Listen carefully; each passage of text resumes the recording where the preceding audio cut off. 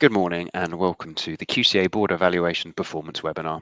Throughout this recorded meeting, investors will be on listen-only mode. However, questions are encouraged and can be submitted anytime by the Q&A tab situated in the right-hand corner of your screen. Just simply type in your question and press send. Finally, I'd like to remind you this presentation is being recorded. I'd now like to hand you over to James Ashton, CEO of the QCA. Good morning, James.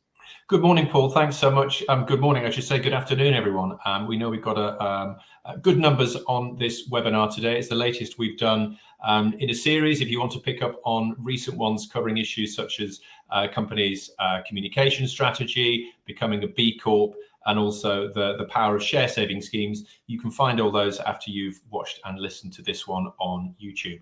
And just briefly before we start, I hope there's a lot of members on the call today. We'd love to see as many of you as possible in person on the 5th of June. It's the QCA annual conference.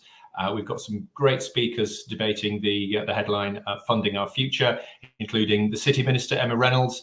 We've got the Lord Mayor of London, Alistair King, from the FCA, Sarah Pritchard, and also Stephen Welton, who's the chair of the British Business Bank. So if you aren't registered for that, please go online afterwards, and we're offering 2 places to every QCA member, and we'd love to see you on the day. Before we get to that, the topic for the next hour is getting the best from board performance reviews. And like all of these webinars, this is a topic that's bubbled up. This is what we hear from members that's on their minds that they're thinking about adopting and have questions around and so on. So really, from my point of view, how to make sure board performance reviews are truthful, useful, good value, how to get buy-in from the entire leadership, covering all the relevant aspects, and where to look for help. And hopefully we have help on this webinar for the next hour. I'm really pleased that we have 3 great speakers joining us who are going to take this conversation on. First of all, Sangeeta Shah. She is and has been on numerous boards, including on AIM currently, Canovo and Inspired. And so she'll be giving the very much the company perspective. And from the advisory side, from Barnett Waddingham, Inderpreet Kaur Bedi, who's principal and the lead of governance and secretariat. And I think, first of all, we're hearing from Laura Nuttall, who's director and head of governance at One Advisory. So welcome, everyone. And Laura, I think over to you to kick us off.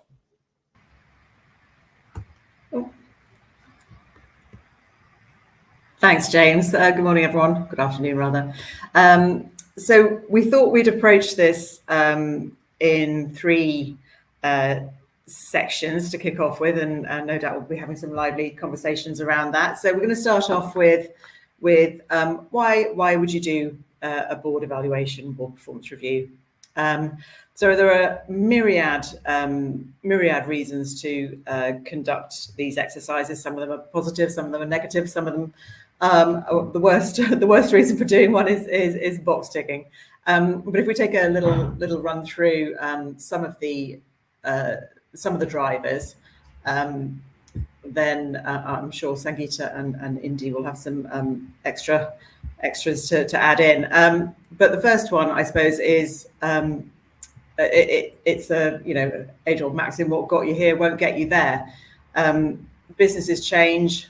They get bigger, they get smaller, they get more mature, they have more processes and policies. We had a founder-led business, and now is a big concern with lots of support departments, etc., etc. And so conducting an evaluation can give you that opportunity to reflect on what you have and whether it is still the right shape for your organization, if it's doing the right things, if it has the effective information flows. What used to flow naturally in a more founder-led environment may now need more help in a more structured environment. So what you're looking to do is obviously support the board in making the best decisions it can.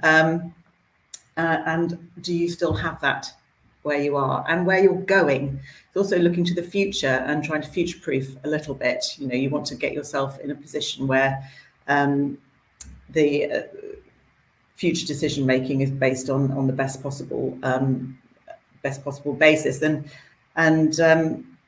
board evaluation can be an opportunity to consider that. It's generally an opportunity to support the board and individual directors become more effective in their roles. Maybe there's some gaps in knowledge, some gaps in training, sometimes there can be some communications gaps, particularly between the exec and non-exec side of the board. What the non-exec want to see, maybe not what the exec is providing, and there is that you need to link those two together better. There may also be situations where you can see that the board is not performing at its best, but it might not be quite clear why. And conducting this sort of review can winkle out those little issues that you can solve before they become bigger problems. Sometimes you might want to just refresh and reinvigorate board practices. Things might have become a little bit stale. They might be following old best practice and you want to sort of up the game a bit. Then there's continuous improvement. So hopefully we are all in favour of general continuous improvement. You can make very small adjustments that have quite a big impact. So identifying those areas on a continuous basis, you have your annual review and you're always looking to improve on what you did before. That can make a real difference over time. There might be a significant corporate event. You might be doing some M&A, or you might have done some M&A that's created a much larger organisation that needs to be integrated. You might be pursuing a listing or a delisting or a new business line that needs to be incorporated into your decision-making process. You might be looking at succession. And that is a key consideration as well. Do you have a succession planning project? Do you need to think about your skills and how you sort of bring people into that? Or actually, there are some cases where you actually might think the board is doing a really good job and everything is great, but it's good to get that reassurance just to check that is how everyone perceives it and not just yourself. And then sometimes it's useful to understand how the board is perceived in the business. So if you extend your evaluation out into the SLT, for example, then you'll get some more of a 360 feedback, and that might help your information flows and perception within the business. And then finally, of course, is that best practice, which is great. But if it's there is obviously the desire, the need, and presumably that is why a few of you are here today, is wanting to be able to demonstrate compliance with governance code requirements. So those are just a few quick run through a few of the potential drivers for board evaluations. But I think what's important, and I'm sure Sangeeta and India will have a view on this, is that the best place to be approaching it from a positive point of view, and have a positive reason for conducting this exercise, because that will really help buy-in and it will really help follow through.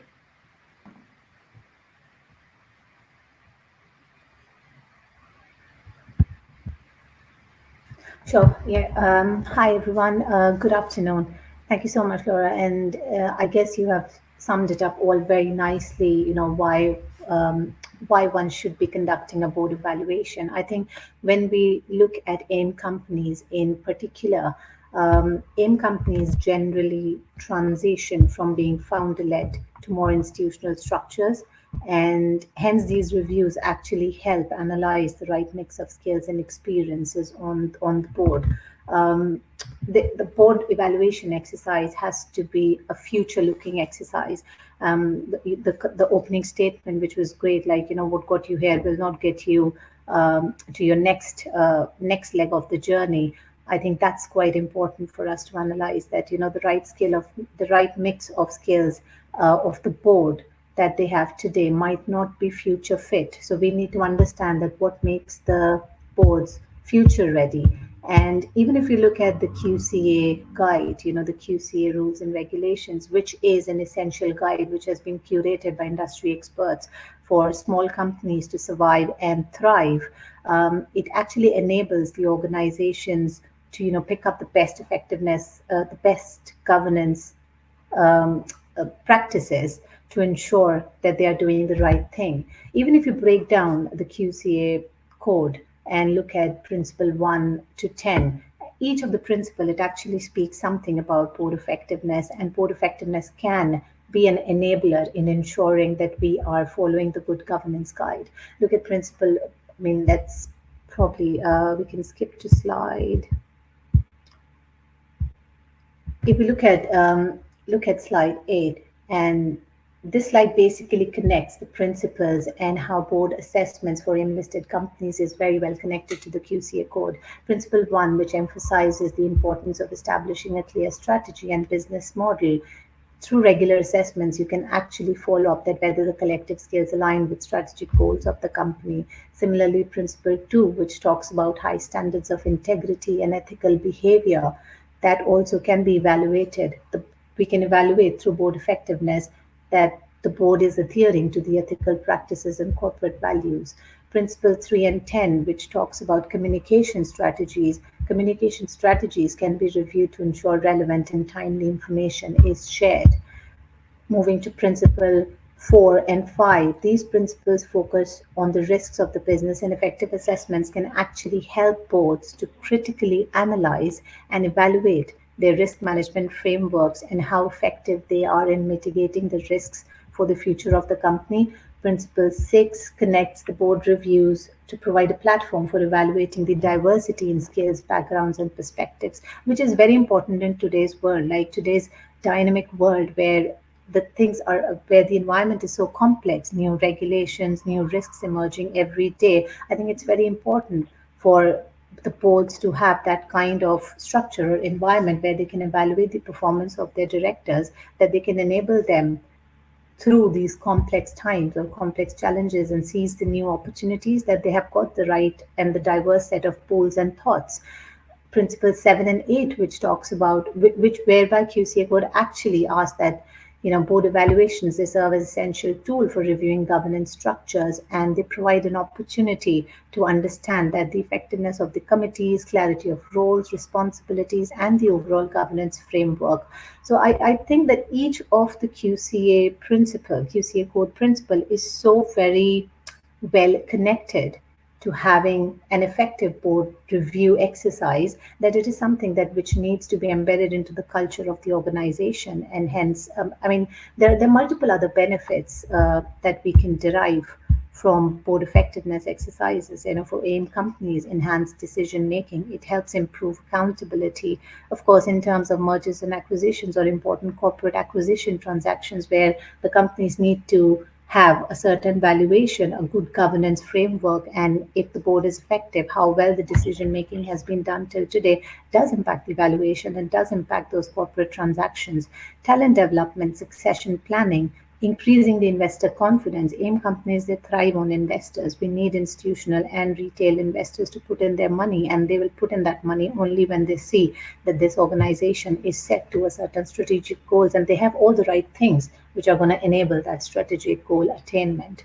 So yeah, definitely, I think all of these reasons, they make a very compelling case that boards, they consider board evaluations very seriously, and that the leadership really buys into it because they can actually see the effect of the exercise on their strategic vision and attainment of that vision and thriving of the company ultimately.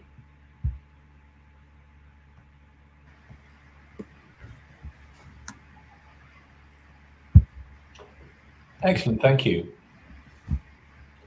I'm just going to put my camera back up. Yeah, great. Well, thank you to both of you for the overview there. I'd love to bring in Sangeeta just initially. Sangeeta, what do you make of what you've heard as someone who has been reviewed and no doubt commissioned a number of these reviews over time? I think it's kind of very good sage-like words. I think they are mixed. So I have been part of exercises where the board evaluation is a tick and flick exercise, and equally I've conducted board evaluations in an earnest attempt to actually elicit and improve the chemistry, have an authentic conversation, and obviously kind of push the business forward. So my kind of advice is, if, for example, you are part of a board where this is a tick and flick exercise, that's a wasted opportunity. I would challenge it. And if, for example, on the other hand, you do actually have a properly conducted a kind of board evaluation, make sure it's independent, kind of respect confidentiality, and ensure that actually you do get some actionable results. So it may not be an easy conversation, but that's the point of a board evaluation. So, I've had more stories ad nauseum, but all the points are well made. Yeah, okay, excellent. Thank you.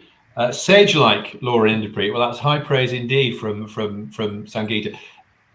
What about those people who go into it and not taking it seriously? Is that still a thing, Laura?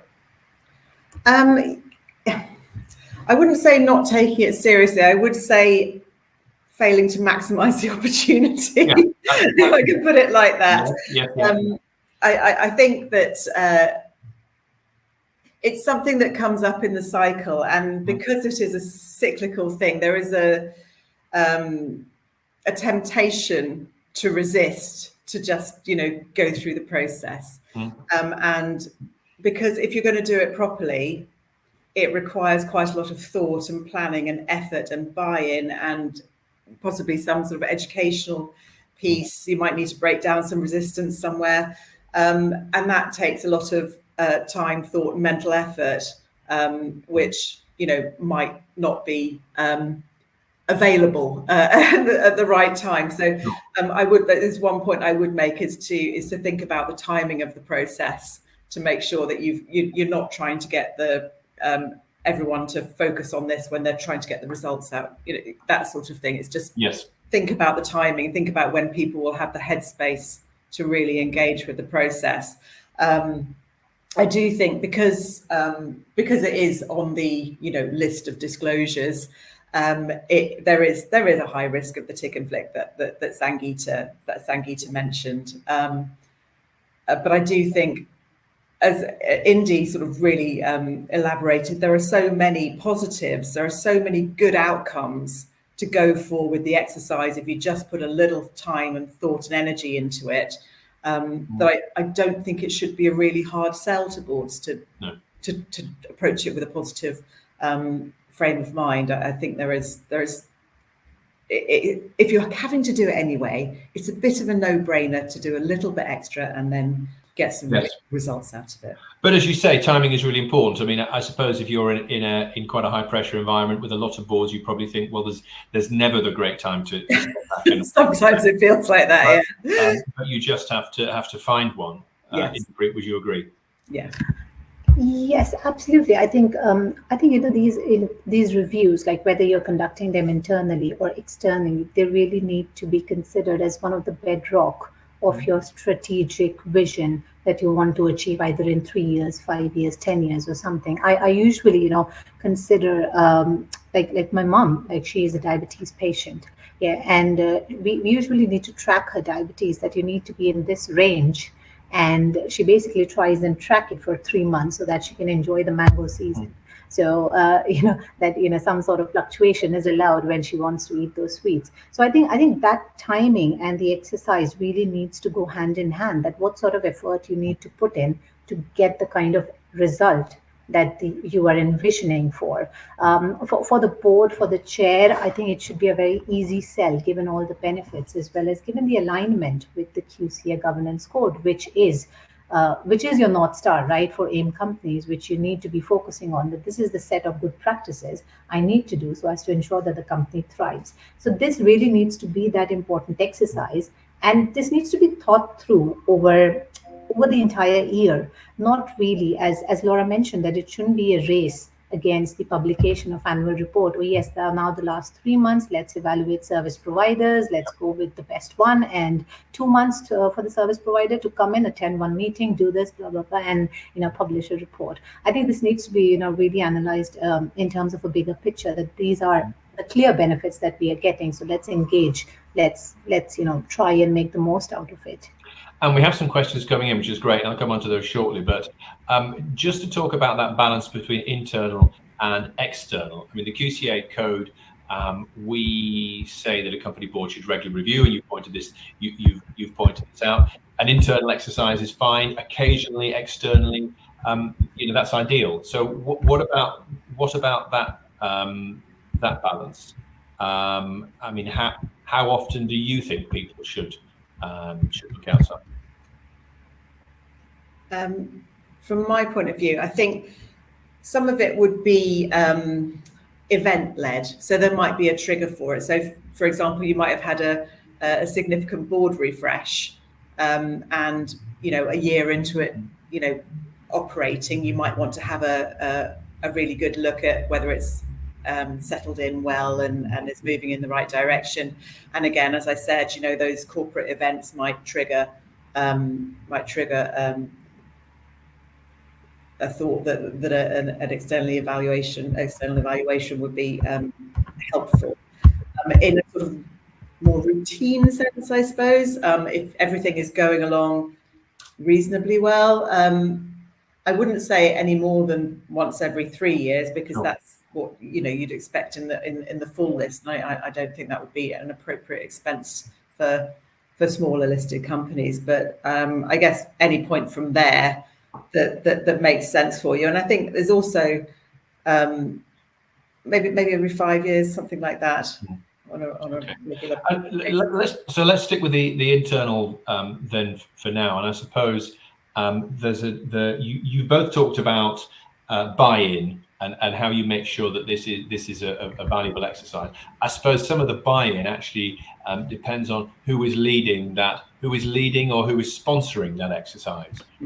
Is that fair? I mean, it needs to be understood from right at the top. They need to submit themselves to the process. But I'm wondering who really is doing the work on this. Yeah. I think I think the company James, secretary or the person who is managing the governance, or whoever that is in that AIM companies, because not all AIM companies, they do have a company secretary, but somebody needs to drive up that change, that this is effective governance, and this is where somebody needs to come in and not come in, or rather the internal evaluations, and they need to have that independent conversation with the chair, and the chair completely needs to understand that the annual reviews are important, and it's just imperative for both the board and the culture of the organization, and also to ensure that this is just not a compliance, it's about risk management, succession planning, long-term performance, and how your personal developments of the individual directors also affect the combination of all directors, like the performance of the board as a whole, and how that performance ultimately affects the organization's performance, whether it's a 3-year or a 5-year plan. It is extremely important from a strategic place of discussion. Yeah, I think where there's where it's necessary, maybe the COSEC sells to the chair, but then the chair needs to sell to the board if that is a need in that environment. Yes, I see. And what about time frame? Because obviously things can change, quite fast on a board. I mean, whenever I've been part of these, it does feel like it's almost like this analogy might not work, but it's almost like that piece of market research. You need to capture the view at the time, I guess. Do you? In the evaluation itself. Yeah, I think if you've captured you talk about winkling things out, Laura. I mean, you have to, you want the people you want the board, as they contribute to that, to actually see their words reflected back to them in pretty short order. Yes. Yeah, I think that's right. And I think where it can be very useful is you have the questionnaire set up, and a lot of people do questionnaires on a sort of annual review basis, and that's very much point in time. But if it's supplemented by some conversations, then you can dig a little bit deeper into some of those things and see if there is a point in time annoyance, or if it's a systemic issue that needs to be addressed. And here's a good question. Do any of the panel have any anecdotes which they're prepared to share, highlighting some of the challenges here? I think you've alluded to it. This sounds like we want some real war stories.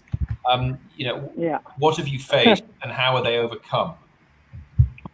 Yeah, I've had one, James. Thank you for your back. Great, give us one. And huge apologies. So how about this one? A lot of gesticulating in a boardroom during our confidential discussion, a fist put down on the board, and then one of the kind of key exec directors leaving the room. And at what point is that happening? Is that when someone says, let's have a board performance review, or is that during it, Sangeeta? No, this is during. So the key thing, and again, I apologise for the kind of rather Byzantine means of communication here, but the key thing is what I heard, that, you know, Laura said, it's about preparation. So before you do your board appraisal and evaluation, you should have had discussions. It should be chair-led, it's my opinion, but you should have had those discussions across the board just to understand things in utter confidence. And then in the boardroom, while you're having that discussion, whether it's facilitated by you as chair or as an independent person, you should be able to tease out those responses without eliciting the confrontation, because it can get very emotive. Do you agree with that, Interpreet? I've been writing to Paul that I can't hear Sangeeta at all. So, right.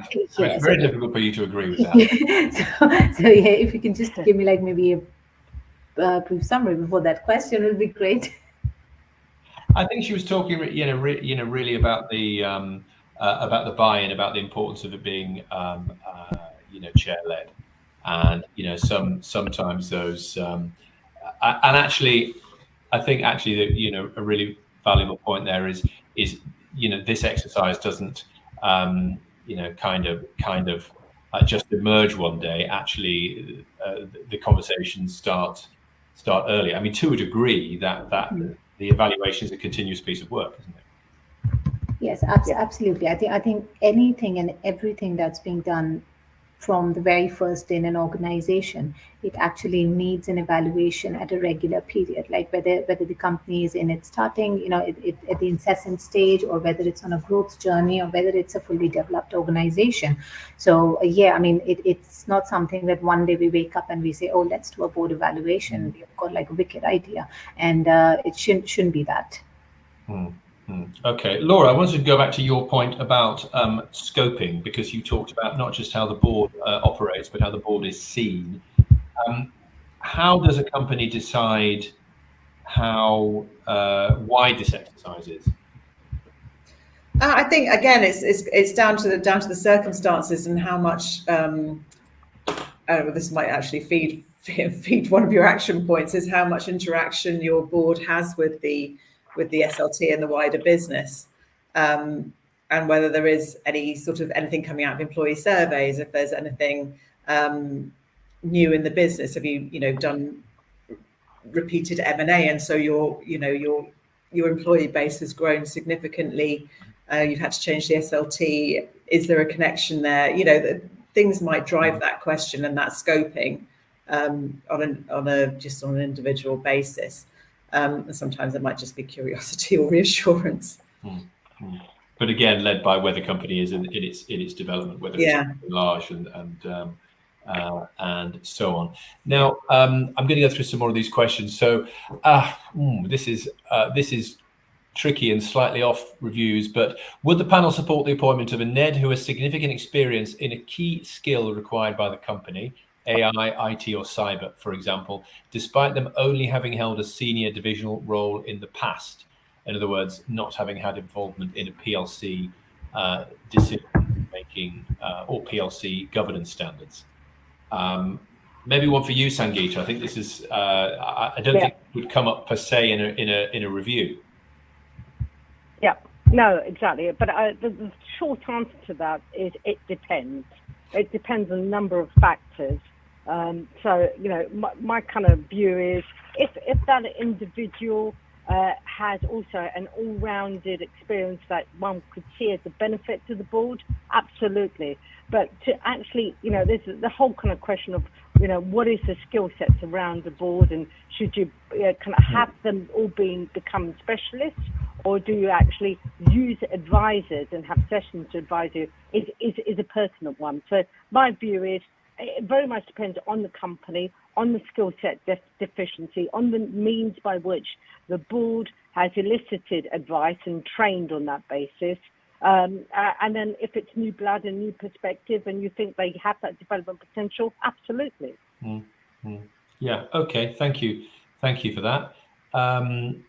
Indy, just to come back to you, I mean, outputs from this review, I suppose if we're talking about skills, then this very much feeds into, a program for, board refresh, adding NEDs and so on, because I know, particularly among our membership, there is that big question about how many NEDs do we need?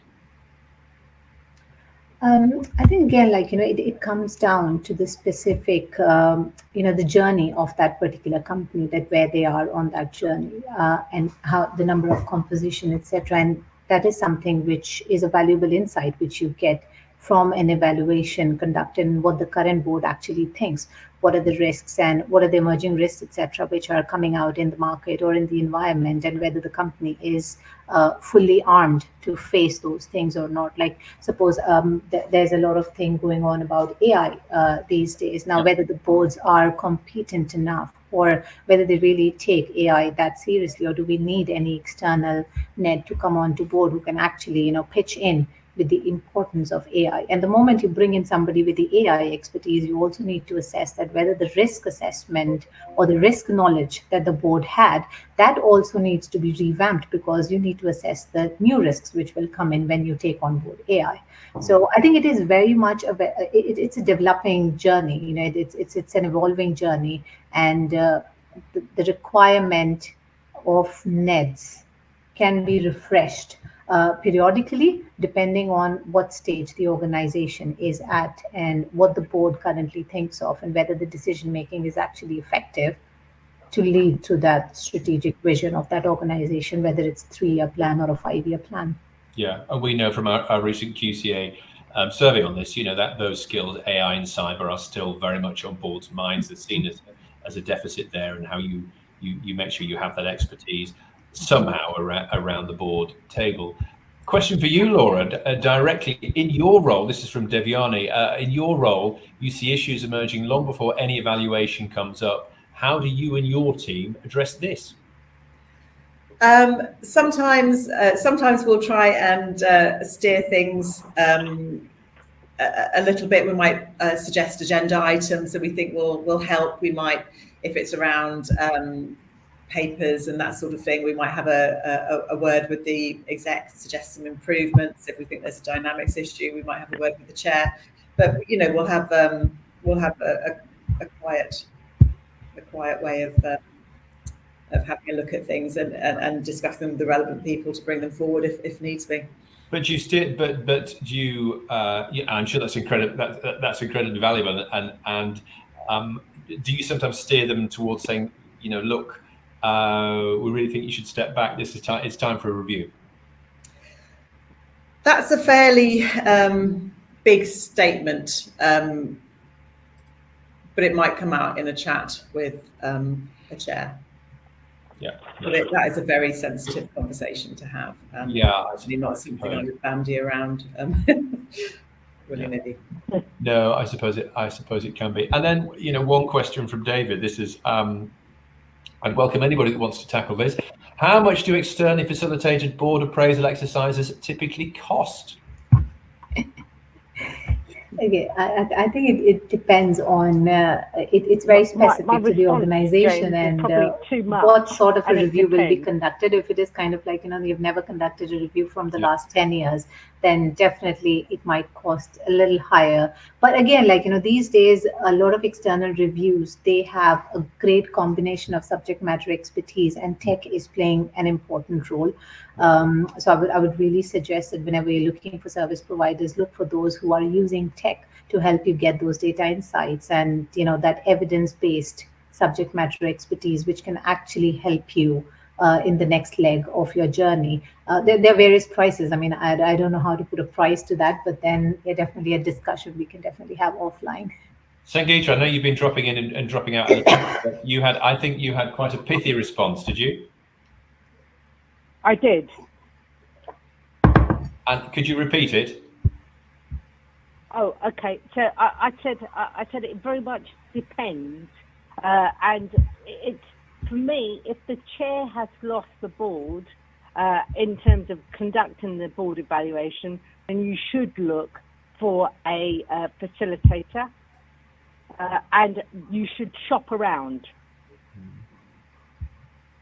And how do you know? And how? I mean, look, this is not something that you do, purely based on price, though, Sangeeta, is it? Correct. That's absolutely correct. I mean, again, you've got to look at it in terms of shareholder value. A well-functioning board will drive value because you're all aligned. So you don't go on the cheap, but you do go on someone that can be trusted and gain the authority of the board. Okay, very helpful. Right, so if I could just please, Laura. a little bit there, James. I think it's a fairly obvious point, but again, it's back to that scoping. That scoping conversation. You can build it from quite a light touch right into interviews, observations, looking at all the papers, looking at all a year's worth of it. You can build it out into a very, very significant exercise. You can there might be areas that the board recognise are maybe not functioning as well as it could, and you can hone in on those areas if you wanted to try and bring the costs down. You could sort of narrow the scope. You could extend it into the SLT or bring it back to just the board, not do the committees, because you'll get the general feeling from that. You can look through all of the governance documents, the processes. It can be a very, very significant exercise, but you can narrow that scope down and keep your costs down. And it feels like, in my experience, the expense, there's greater expense if this is a if there's one-on-one, if there's conversations with all the different board directors, as opposed to fill in this questionnaire or fill in this crap. But it's never the first question that gets to the nub of the problem. I think it's probably the second and third, and that's where you can sometimes see where where that face-to-face really helps. As you say, I'm going back to this winkling point. Yeah. You don't know what it is. Yeah. Your questionnaires might give you an indicator of where there are some frictions or some differences in views between the exec and the non-exec in particular. Sometimes, and then you can always sit down with people and say, now tell me what you really think, because the questionnaires they are by their nature quite binary, but then you move into the conversations and you can get more of the nuance. I'm going to go back to the price question because David wanted a little bit more from the panel, and he's come back and said, so is that 10K or 50K? Sangeeta, can you guide on that? Yeah, again, back to Laura's point on scope. 10K is more the ballpark. 50K is a full-on HR all the way through, roots and branch review. So you're very much more directionally down to 10 rather than 50. But I do know some kind of FTSE 50 companies where they spend 100. But again, that's a different ballpark. Crikey, 100! I wonder how they deliver that. Is it like a sort of I don't know, they do a little movie for you or something? Yeah, it's a slick production. Yes, yeah. So question from Claire, and this is going back to the frequency point. Are we saying for AIM, Aquis, SME companies, once a year a board evaluation, but every 3 years external process? And I think that's kind of what we were saying, wasn't it? Yeah, that's a good practice. Taking lessons from the UK Corporate Governance Code or the FTSE companies, larger companies. I think that would be a standard process towards which AIM companies can actually move on. And generally, the 3-year alignment also sits quite nicely. I keep on going back to the 3-year financial projections or 3-year strategic plans of the organization, but that's actually the measure that one needs to take, that okay, to deliver that 3-year performance, do we have everything going on correctly? So when you set those projections on, I think that is a good time to start investing into a board review exercise as well, because that's going to keep you track for the next 2 years, 3 years, and kind of get the most out of it. And a question from Peter: the QCA has previously provided a self-audit, self-review. Is this being updated, and if yes, when? Well, Peter, what we have had, and we still have live on our website for members, one of our boardroom guides is on board performance reviews. We haven't updated that very recently. What we're currently going into is, post the code refresh in November 2023. We have We put out an environmental and social guide at the end of, I think it was the end of last year, and then we're currently, very close to refreshing the other boardroom guides around, audit and remuneration and nominations. But there's nothing further on reviews. If that isn't what you were referring to, I'll and see, because obviously anything we can do to help members, we certainly would do. And a question from Louis: the balance between looking at the performance of the board as a group versus assessing the individual performance of directors, both execs and NEDs. The latter can be quite tricky if you have a board with dominant or big personalities. That actually is written as a question, but I think it probably should be a statement. Laura? Yeah. Agreed. But I suppose that there is a thing there, because the board is a composite of a number of people. Yes. And lots of big personalities together can work really well, but I suppose you have to look at both. Yeah, sometimes you can get those sort of communication gaps or the personality clashes and that sort of thing. But so the board as a group is definitely a less threatening space for people to be. When you get into the individual performance reviews, sometimes there is a little occasionally, it's not universal, there is an occasional sort of resistance, but I think you've got to remember that for most people, the annual appraisal process isn't necessarily the most comfortable time of the year, but it's something that presumably in most businesses all colleagues are going to be going through. So it's really just BAU. I think it should be BAU for people, and including the NEDs, because when you sort of consider the role, what they're there for, and how they add value, and it is a position that requires commitment and justification and the ability to deliver, because you've got such a sort of truncated time to really sort of show that value, and I think it is important that those conversations are had. Otherwise, you risk the board becoming quite stale quite quickly.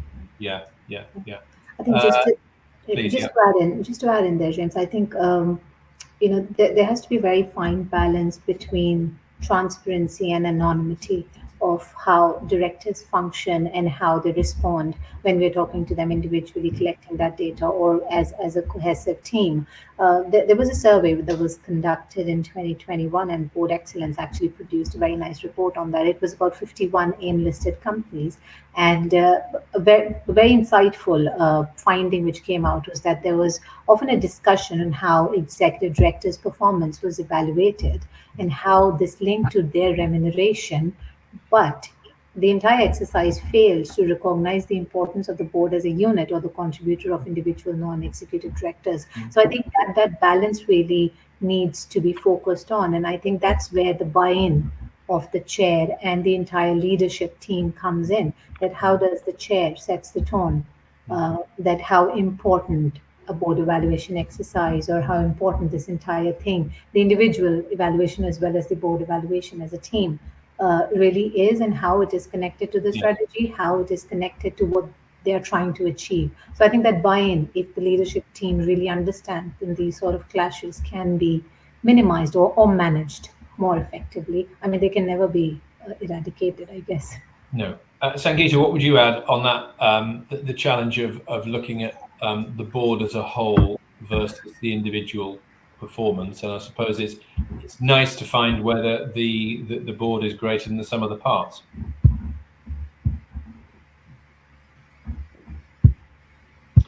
I think Sangeeta might have dropped out again. She's only you there. I'm back. Sorry, James, and I again apologise for the intermittent. Did you have a question for me? Yeah, it's just the question we're chewing over at the moment about that, reviewing that balance of reviewing the performance of the board as a whole versus the directors as individuals, and seeing if the board can be greater than the sum of its parts. Yeah, no, absolutely, and I'm kind of very much I think it's critical and it's vital, and we do set the tone. I think there was a comment on NEDs per se. and I think NEDs need to earn their respect rather than view this as an entitled view.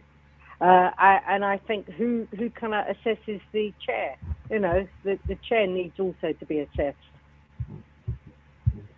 Yeah, okay, no, very useful. And what else did I want to cover off in this? I think we've certainly talked about the usefulness of the exercise. I think we've probably talked about truthfulness as well.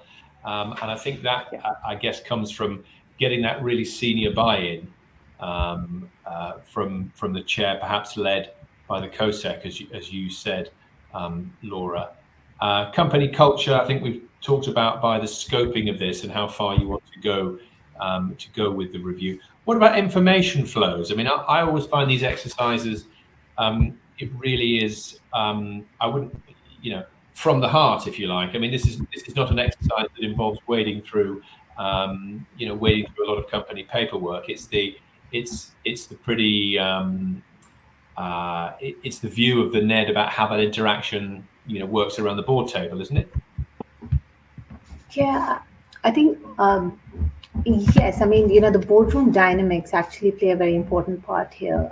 The decision-making balance, how the decisions are made, and whether there's respect for dissent, and, whether you're hearing same voices on and on again, are certain voices dominating, and are people really welcoming that challenging views? So I think, yes, these things really do matter, and that's how relevant information can pass on, because unless and until everybody's actually putting in and discussing the matter at hand, I don't think that having the right information at the right time will be valuable if it's not being discussed in the right way, and right decisions are not being taken on the back of it. Yeah. Okay. Very interesting. Any further questions? Please do ping them in now, and we'll answer them. What have we not covered, Sangeeta, in your experience of these reviews? I think there's also a conversation of how do you know whether you've had a successful review? So there is a whole question, and I know there is the outcomes of the review were X, Y, Z in the report and accounts, but the real one. So, what's a good barometer? What changes to come through? Has there been a review of succession plan? Has there been a review of the skill set? Has there been a reset in terms of relations? So I think there is, a kind of what is the KPI in terms of what constitutes a successful board evaluation? I think it's important over and above the kind of obligatory write-up in the report and account. Yeah. Do you want to address that, Laura? What would a KPI be? Well, it could be around information flows, timing of board papers. It could be around the feedback that you get from your employee groups. It could be it could be any number of things. But I think just to make the point, the board evaluation process is it's valuable because it will give you insights. It will give you if you've done it the right way, I guess you'll get an action plan and measurable outcomes and that sort of thing. But you've got to approach those results with a growth mindset, because while the evaluations will identify issues and they identify potential areas for improvement, the evaluation itself won't fix anything. So you've got to look at the outcomes of it. You've got to look at the recommendations. You've got to look at what it's revealed to you, and then come up with an action plan. Make sure there's some accountability for those actions and improvements being done. Consider what metrics were relevant to the findings that you've got, and then you've got to have the follow-up. You've got to sort of come back every so often and say, right, we agreed we were going to do this. Where are we? Because otherwise, you risk it falling into the abyss of good intention. Yeah. And a question from David: does a successful review normally result in a change in board membership? Sangeeta? Sometimes, yep, absolutely. It certainly kind of required a successful board review.